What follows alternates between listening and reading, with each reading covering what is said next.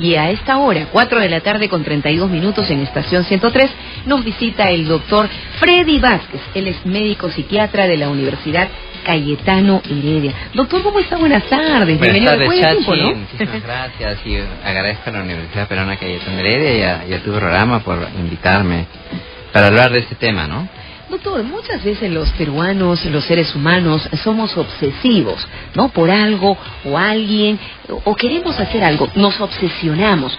¿Eso podríamos también definirlo como hipocondría? Muy bien, empezamos por definir. La hipocondría es una enfermedad psicológica, médica, en realidad que hace sufrir muchísimo al ser humano, pero tiene criterios, es decir, tiempo de duración, signos, síntomas, que la definen claramente.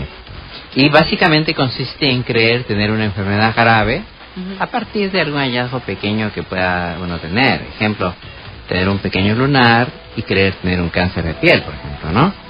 Y sufrir en base a eso, por ejemplo, sometiéndose a una serie de análisis, revisiones, exámenes auxiliares y unos gastos excesivos de consejos y consultas médicas que finalmente determinan de que uno no tiene. Eso sería básicamente el asunto de la hipocondriasis. Sí. Pero ante tu pregunta, Chachi, ¿realmente somos obsesivos los humanos o en general los seres humanos? Claro, tenemos rasgos hipocondriacos.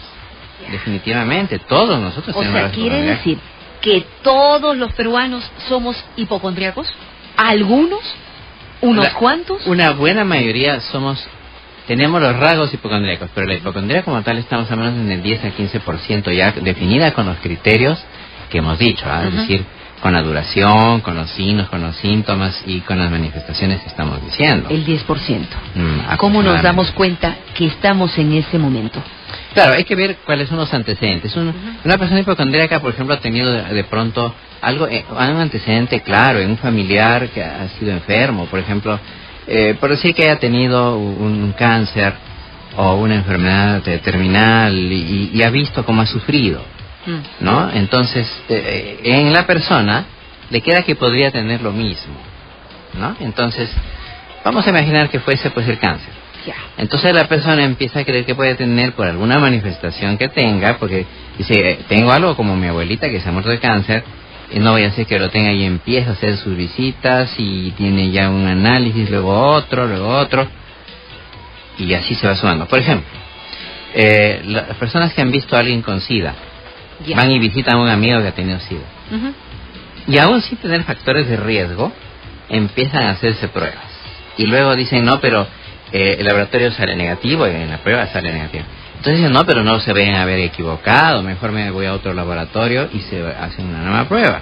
Dicen, no, pero no voy a hacer que esta persona le haya pasado a la otra, mejor me voy a una tercera. Y así pueden ser hasta 10, 15, 16 veces, ¿no? Entonces ya va definiéndose, como verás, porque es un sufrimiento de estar yendo a cada rato para que le saquen una prueba, creyendo que tiene SIDA y no tiene ningún factor de riesgo. Ahora, me pregunto, y seguro que muchos oyentes se van a preguntar también, doctor Freddy Vázquez, estas personas, por ejemplo, depresivas e inseguras de sí mismas, utilizan muchas veces estas excusas de estar enfermos para llamar la atención a los demás. Es una forma, desgraciadamente, es una forma sufriente de llamar la atención. Porque de alguna manera, claro, la familia le va a prestar atención.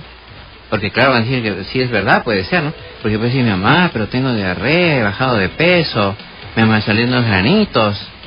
Claro, y son signos que pueden remedar al SIDA.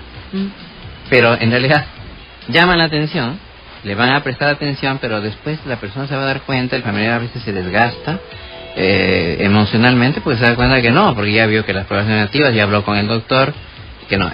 Y más bien tendría que procederse al tratamiento psicológico respectivo. Entonces, para comprenderle mejor, ¿se podría definir que estas personas tienen un problema mental?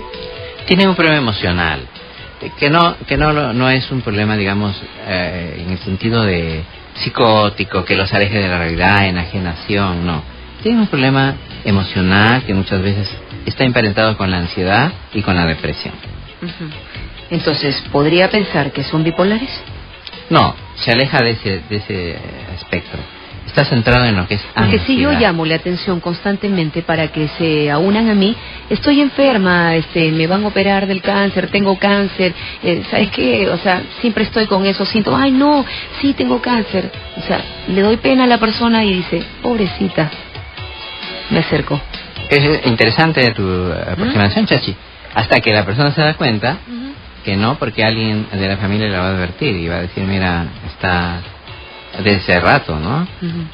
Y eso más bien va dando la pauta de que no es, que estamos frente a un hipocondríaco. Entonces, ¿cómo podemos saber que somos hipocondríacos? Pero, por ejemplo, el perfil del hipocondríaco es estar escuchando radios o ver programas de internet o de televisión de salud. Ya. Vaya mañana, tarde y noche escuchando eso. Porque claro, algún doctor va a explicar, ¿no? Y va a decir, tengo esa enfermedad, ¿no? Ya. Por ejemplo. O está leyendo libros de medicina, ¿no? Y para encontrar algún signo o síntoma que parezca que tenga. Y desgraciadamente a veces coinciden algunos. Pero se hace un autodiagnóstico de alguna enfermedad grave. Ajá. O ya empieza a ir a decir, mira, mamá, papá, necesito que me hagan tal prueba porque creo tener esto, o yo tengo esto, ¿no? O sea, ahí, ¿podríamos entrar a detallar cuáles serían los síntomas entonces, doctor? Sí, la creencia de tener una enfermedad grave, sin tenerla, evidentemente. El sufrir creyendo que se tiene la enfermedad.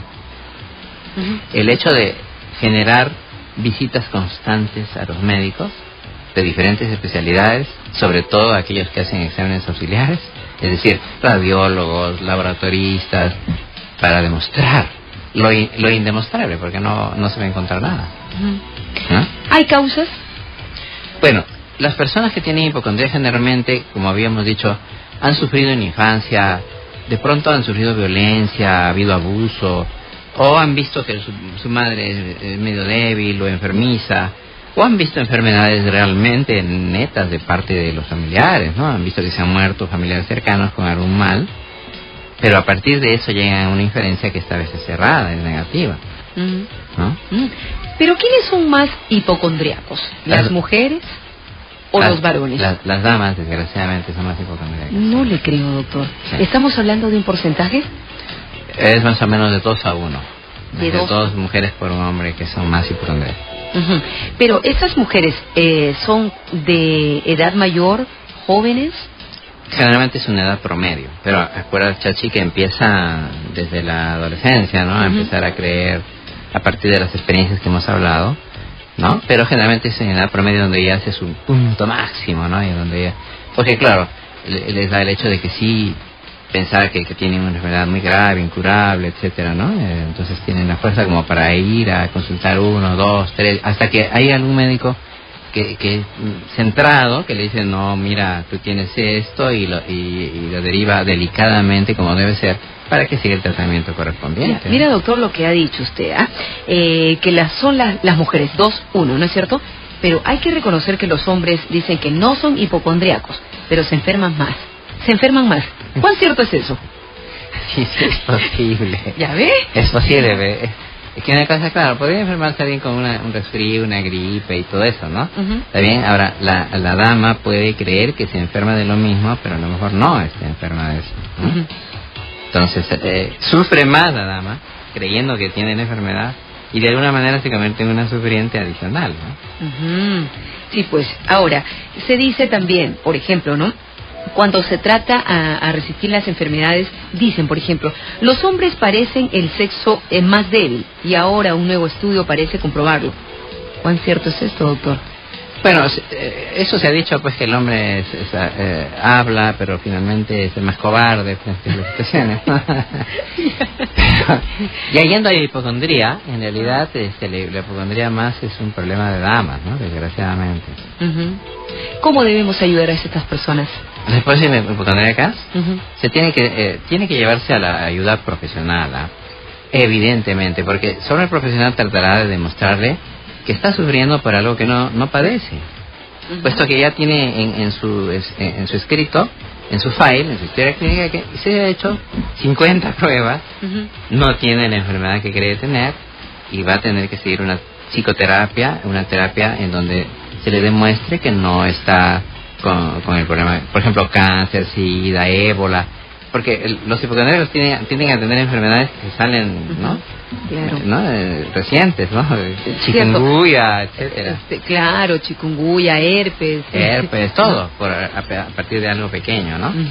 Y entonces ahí tendrá que usar y va a psicoterapia, en donde se verá si ha habido carencias afectivas, si tiene que desarrollar mejor su personalidad, hacer tareas que de alguna manera la lleven a usar bien el tiempo, a lo mejor mejorar su rol, su desempeño en la sociedad, a lo mejor llevar mejor una maternidad, etcétera, etcétera, ¿no? Depende Pero doctor, Freddy Vázquez, hay una obsesión, una ansiedad. ¿Esa obsesión, esa ansiedad puede ser tratado con un psicólogo? Sí, claro. A veces con fármacos. Cuando ya es muy fuerte, porque hay gente que sufre muchísimo. Hemos visto personas que hacen 20, 30 veces la prueba del HIV, no teniendo factores de riesgo, creyendo que tienen el HIV. Vamos a tener que proceder con algunos fármacos que calmen esa obsesión, al menos que los tranquilicen, y va a ser más fácil luego brindar la psicoterapia para calmar. Doctor, ¿en algún caso se dio que tanto estaban obsesionados, están ansiosos, ha llamado la enfermedad y por ahí le ocurrió a alguien que tenía lo que él pensaba? Sí, pero es lo menor. En hipocondría es el caso menos frecuente, ¿no? Ahora, que si vaya a tener luego, por ejemplo, una persona que cree tener cáncer, que a lo mejor tiene carga familiar importante, y luego hace cáncer, bueno, eso ya no lo iba a quitar nadie, ¿no? Es un factor que se va a dar. Pero diríamos lo menor, lo más infrecuente. Mire qué importante. Pero doctor, ahora usted ha hablado que se emplean psicofármacos. O sea, ¿esto es en la fase inicial? No, generalmente cuando uno ya hizo un diagnóstico bien claro, porque se podría controlar mucho más estos síntomas. Sí, se trata de hacer psicoterapia al inicio, explicación racional. La terapia cognitivo-conductual da muy buen resultado. La parte cognitiva y la parte racional hace que la persona entienda. Pero si aún con eso no logra entender, entonces uno ya pasa a la parte farmacológica y le demuestra que no es así, ¿no? Perfecto, doctor. Freddy Vázquez, ¿en algún momento se puede curar esta enfermedad?